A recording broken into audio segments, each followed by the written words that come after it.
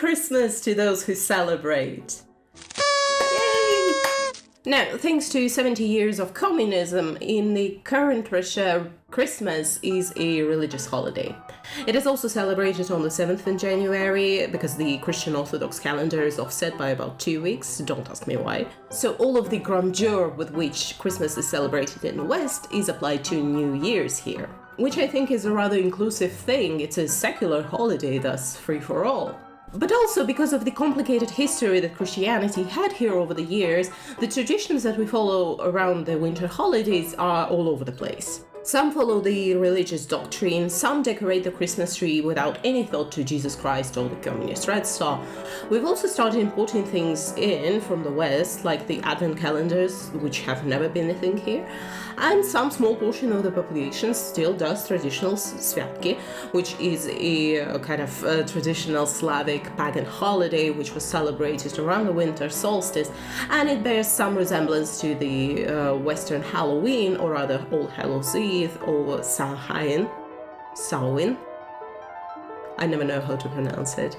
And some of this mishmash is going to be present in the stories that I'm going to talk to you about. Now, I've done my research, and the thing about these compilations is that the barrier for entry is rather low, and not just in the quality of the stories, which is its own problem, but also what the publishers consider to be a Christmas story. That actually got me thinking if a Christmas story has any other characteristics beyond the setting of Christmas. I personally have always thought that these types of stories should have something whimsical or magical happen in them. Look to Nutcracker, for example, which is a fairy tale, but still. Even something like A Christmas Carol, where the didactic and the moralistic are at the center, it still has some supernatural elements to it. Preaching morals, especially compassion and helping others, is actually another characteristic of a Christmas story, but it can be done differently. You can go the fun route of the Christmas Carol or straight up downer of a Little Match Girl. The presence of religion can also differ. Some stories lean into it quite a bit. I read a really weird story about 3 Christian Orthodox saints traveling through the countryside at Christmas, which reads like a straight up religious fanfic. Other stories focus more on the traditions that have developed beyond the religion, like decorating the Christmas tree or gifts for children. I've read a full research paper on Christmas stories as a genre, and while they were able to pinpoint some trends and motifs, basically the ones that I've just mentioned, they also have developed over time, and they're also fluid. There are no strict rules to the genre, and even if most stories are set on Christmas and happen over the course of the day, even that rule gets broken sometimes, so basically there are no rules.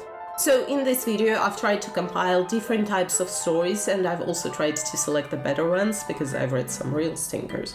What I'm looking for: Christmas atmosphere and customs, magic and whimsy, and simple straightforward morals or religious teachings. The list is in no particular order, by the way.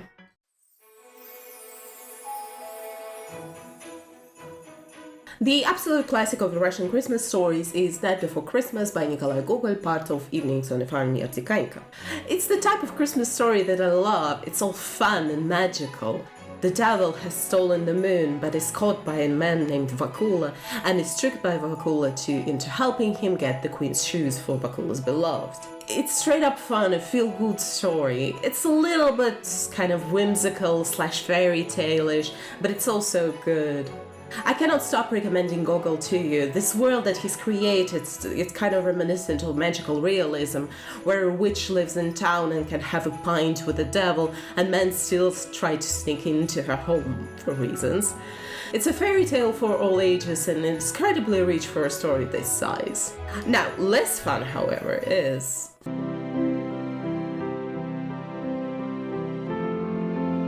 Dostoyevsky has 2 stories that are considered Christmas stories: A Christmas Tree and a Wedding, and A Little Boy at the Christ Christmas Tree.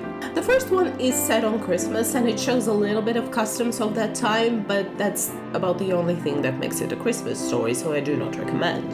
And the second one is basically If Little Match Girl was written by Dostoyevsky, but thankfully without the child molesting, which all went into that first story. and it's a really weird one. It opens to a big passage about children left behind and corrupted by adults into the life of crime, and then goes into the little match girl plot, but the boy ends up in heaven, basically, at the Christ celebration. And I've always thought that the little match girl teaches us compassion, helping others, looking out for each other, and I'm really at a loss as to what Dostoyevsky was trying to tell me here. Because yes, it's about children, how they are pure and blameless, and how it is adults' responsibility to care for them, and also their adults' responsibility for their faults, also kind of debatable. But at the end, the boy still dies. He freezes to death, but ends up in heaven, so that's good? I don't know. If you like children freezing to death, this might be for you. And also, speaking of children freezing to death,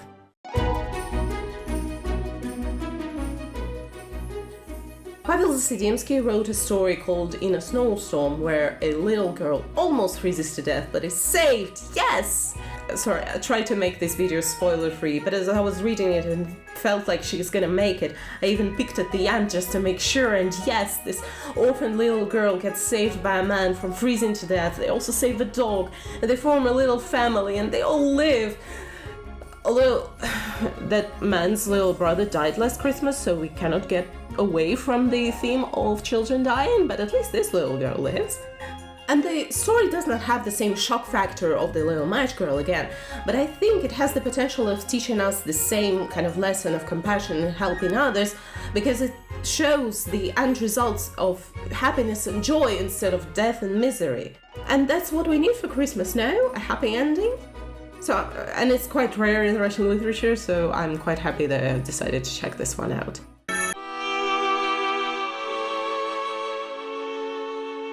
Maxim Gorky surprisingly goes even further than that. He kind of actively and passionately rebels against freezing children in order to garner sympathy for those in need. He's written at least 2 stories on that subject, one called A Christmas Story, translated as Christmas Ghost, and another, The Boy and the Girl Who Didn't Freeze to Death. Quite apt. He's a little blunt in conveying this point across. In that second story, he fully breaks the fourth wall in the beginning and tells the reader why he's not gonna freeze the kids to death, and then goes to tell the story. Although he also ends on a rather sinister note of telling us, like, why would I freeze children when they have all the means to die other ways? But it is a cute story about these 2 rascals who beg in the street for money and hope to save enough to have a nice Christmas dinner. Christmas Ghosts I've enjoyed. It's a story about a fictional author who writes another Christmas story where 2 old people freeze to death, and as he goes to sleep he gets visited by the ghosts of characters who he have already frozen to death in his Christmas stories. And again, it's a little bit blunt in conveying this point. The spirit that chastises the author has a full monologue as to why it's not constructive to kill the people in such a manner, and the author tries to argue but cannot find a good argument. It shines the light on the problematic nature of using the imagery of awful tragedy to garner sympathy and how it doesn't really work. We now have full sociological studies on the subject, actually. I should read more Gorky, actually. His prose is lovely, it kind of flows.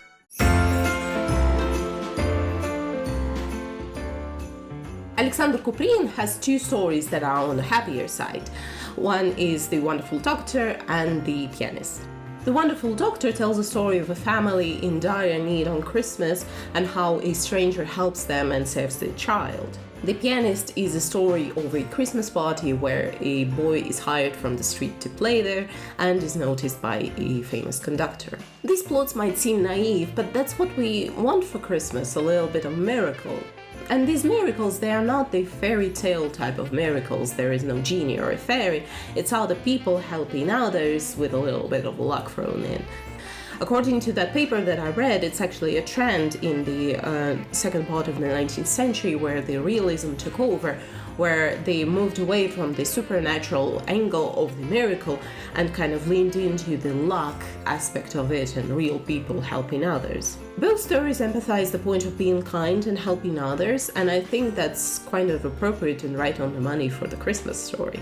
In The Pianist, we also get a peek at the Christmas customs of that time, how the Christmas tree would get decorated in secret from the younger children and then revealed to them on the Christmas day, all decorated with presents and the presents under the tree as well. And the adults get to experience this joy of Christmas through the kids' eyes and also have a little bit of a party with booze and dancing. Another story by Kuprin called Poor Prince shows the tradition of caroling called Kolyadki here in Russian. There, a young rich boy gets sick and tired of the Christmas tradition of the rich folk and sneaks out to go caroling with the peasant boys. That also shows the difference in the Christmas celebrations between the rich and the poor. The rich would celebrate with a Christmas tree and presents, while the caroling was left to the peasants.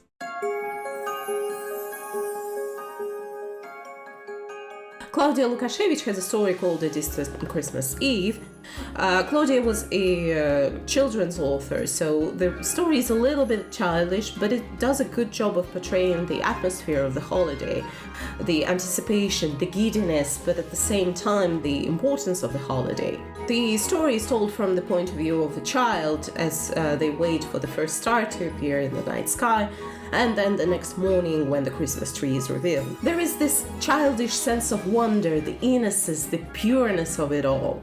There is no plot whatsoever, but this story ticks the atmosphere requirement more than any other story I've read for this video.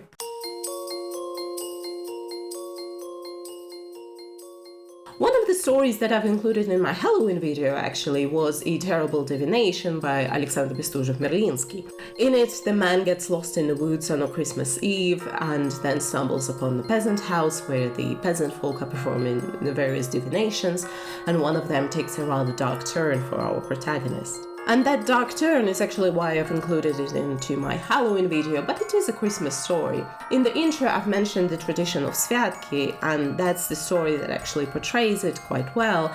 The peasant girls are performing a divination to see who their husband is going to be.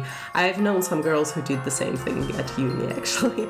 And I like the story in general. It has a decent plot, a twist, a nice moral at the end. So if you like a slightly spookier Christmas story, this one is for you.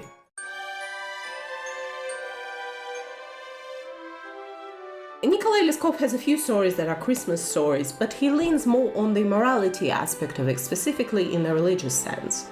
For example, in Christ Visits a Man, it teaches us to forgive and forget, and it fully relies on the biblical norms, specifically citing them in the text. But even I, as an atheist, didn't find it to be particularly over the top. It is a story of a man who's been wronged by his uncle early in life, and how he grapples with his resentment and want for revenge, and how it spoils his otherwise happy life. And then on Christmas Eve, he learns the lesson of forgiveness. This theme continues in Heart on Christmas, but there the moral is a little bit more fuzzy, so I wouldn't recommend that one. An interesting beast of a story is Beast. It is also set on Christmas, but it has very little to do with the holiday itself. It actually reminded me quite a bit of Turgenev's Mumu. I've talked about Mumu on this channel before. It is a story of a tyrant mistress who orders her peasant man to kill his favorite pet dog. Here, instead of a dog, we have a bear, perpetuating this awful stereotype that all Russians have a pet bear. Shh, I'll feed you in a second. But Leskov does the ending that I hoped Turgenev would have done with Mumu. The story shows the bond between the human and the animal, but it is also a story of forgiveness, of learning from mistakes, of humanity. The ending may be a little bit naive and sappy, but I will take it. And while I would never call it a Christmas story in a full sense, it's a decent one to add to your collection. But the story does require a trigger warning for animal cruelty, actually.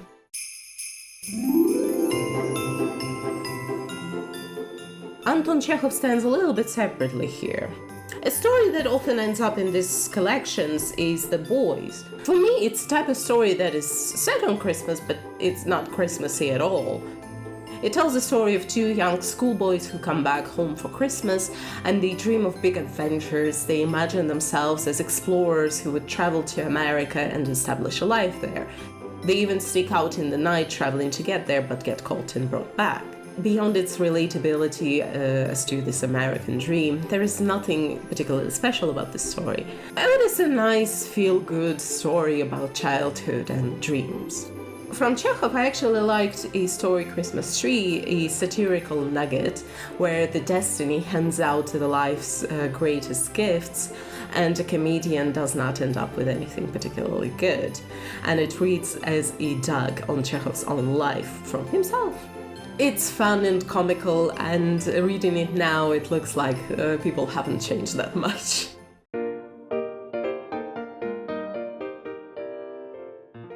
This compilation here includes a story by Leo Tolstoy, A Dream of a Young Tsar. The story was not published during Tolstoy's life and was found later in his papers. It looks like a reaction to the death of Alexander III and the coronation of Nikolai II. In the story, the young Tsar works hard on the Christmas Eve, raising taxes, raising polls, raising prices, all in order to fill his treasury. And then in the night he gets visited by a spirit, an apparition, who takes him around the country and shows him the results of his actions. While the story is not properly dated, it's very much late Tolstoy with his worldview and ideas on how the world should work. The story ends with a call for the abolition of the absolute monarchy and establishment of parliamentarism.